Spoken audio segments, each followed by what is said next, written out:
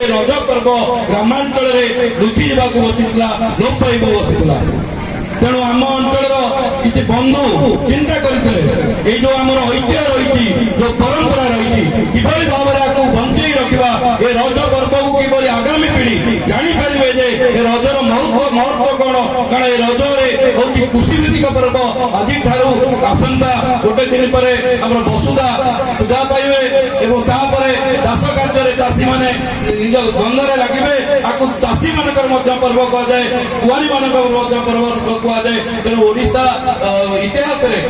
पर्वर गोटे स्वतंत्र परिचय रही यार अन्य नाम हूँ रज पर्व तेणु ये परंपरा को बंचई रखापी जलापुर ग्रामवासी मैंने चिंता करते कि आगक नापी से अनुसार 3 वर्ष है आम पर्व को आहरी आगक नापी चेष्टा करूँ प्रति वर्ष पूर्व जिते वर्ष आगक बढ़ुची से पर्वर महत्व बढ़ी यार जो भाव में आम माँ भौणी मैंने कुनी कुनी पिला मैंने जो सका आसी दोली खेलुंट देखिले जो खुशी लगुच अधिका किसी चिंता कर कारण पिला मैंने देखुले ये अंचल गोटे दोली खेलने किसी जगह नहीं तेणु सका राति पर्यंत आप देखिए प्रत्येक समय से दोली आम माँ भौणी मैंने कुनी कुनी पिला मैंने दल रोज दली खोलिकी उपभोग करते सहित आम पोड़ पिठा आयोजन करूँ जार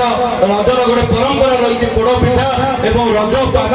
मेहंदी प्रतियोगिता नाट्य नाट्यगीत प्रतियोगिता आरंभ कर ताश खेल आरंभ करके झोटी मुरुज एवं समस्त प्रकार प्रतियोगिता आम ये अंचल कुनी कुनी माँ भौणी मैंने प्रतियोगिता भाग नहीं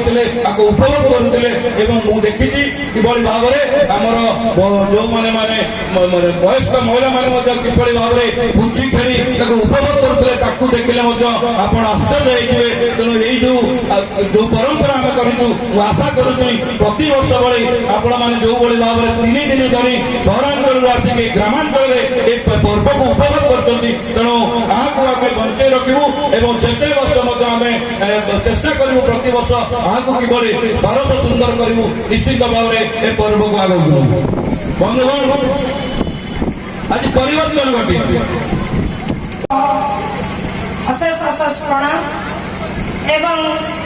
छोट पिला मोर स्नेह आशीष अर्पण करुँ मंचासीन समस्त गुरुजन मानू मु प्रणाम जनाऊँगी एवं आमर नूतन भाव जीति विधायक